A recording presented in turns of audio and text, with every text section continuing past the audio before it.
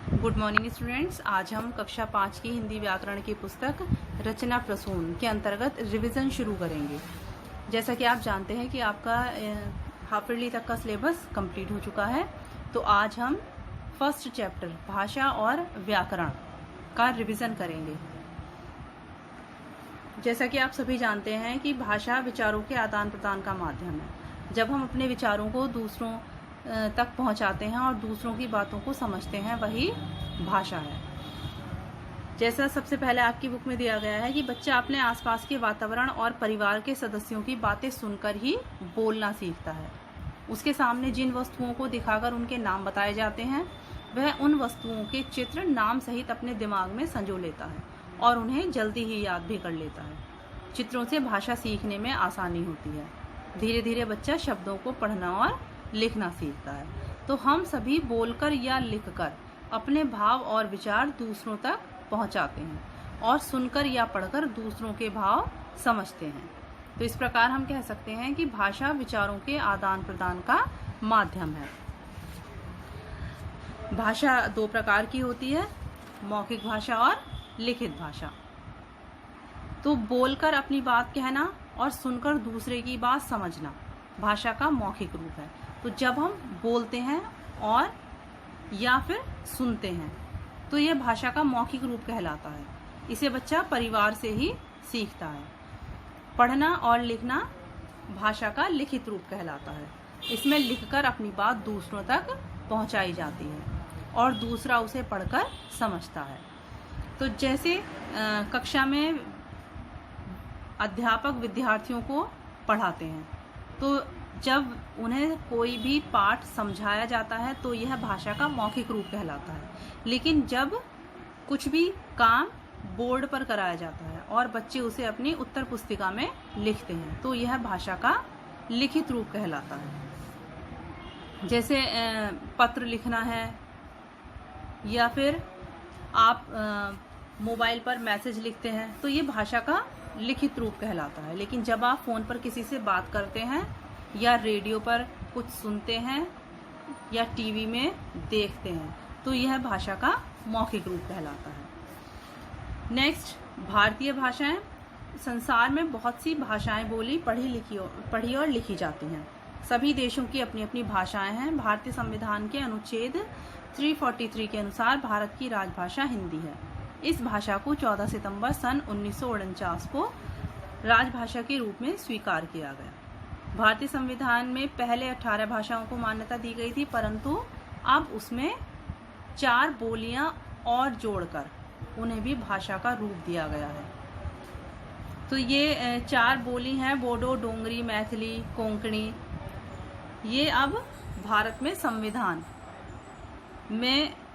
भारतीय संविधान में इन्हें भाषा में स्थान दिया गया है, जिस कारण अब 22 भाषाओं को भारतीय संविधान में मान्यता दी गई है। नेक्स्ट, ये भाषाएं हैं हिंदी, असमिया, कन्नड़, कश्मीरी, मलयालम, उर्दू, सिंधी, उड़िया, मराठी, पंजाबी, संस्कृत, तमिल, तेलुगु, बांग्ला, गुजराती, नेपाली, मणिपुरी, बोडो, कोंकणी, संथाली, मैथिली और डोंगरी। तो ये 22 भाषाएं हैं जिन्हें भारतीय संविधान में स्थान दिया गया है। नेक्स्ट है लिपि। तो लिपि का अर्थ है लीपना। तो भाषा के संबंध में इसका अर्थ है विचारों को लीपना अर्थात लिखना। तो मुख से निकलने वाली ध्वनियों को लिखने के लिए जो ध्वनि चिन्ह निर्धारित होते हैं, उन्हें लिपि कहते हैं।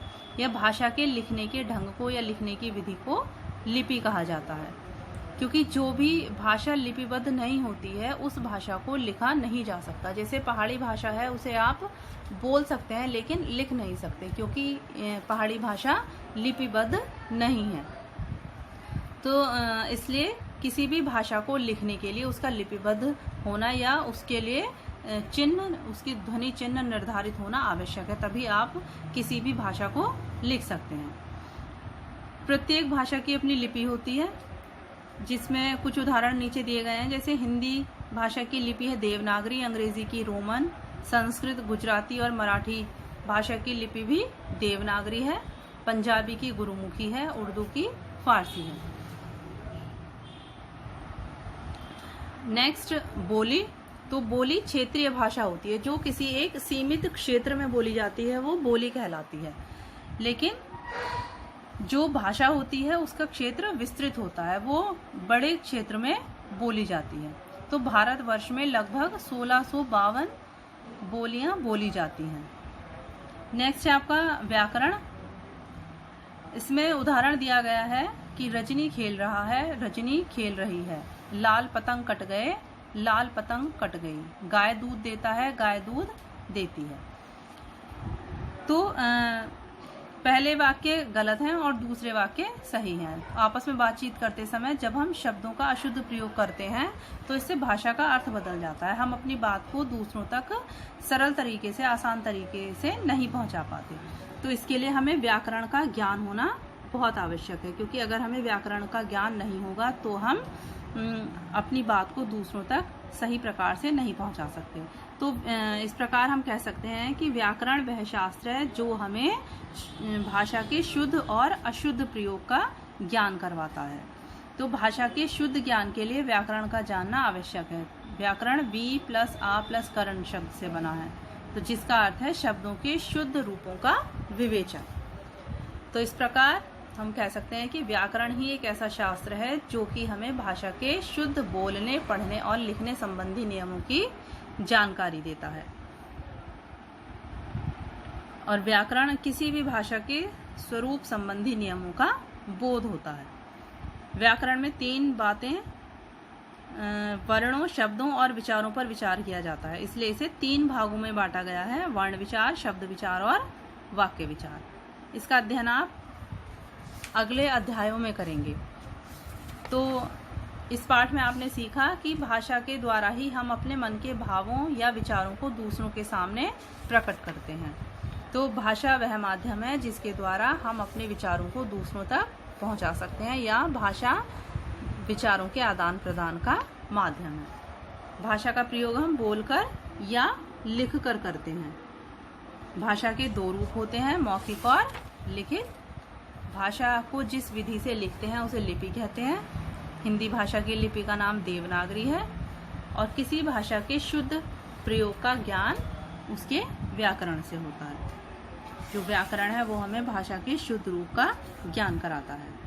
व्याकरण को 3 भागों में बांटा गया है: वर्ण विचार, शब्द विचार और वाक्य विचार। तो आशा करती हूँ कि यह पाठ आपको समझ में आ गया होगा। नेक्स्ट वीडियो में आपको नेक्स्ट चैप्टर का रिवीजन कराया जाएगा। Thank you.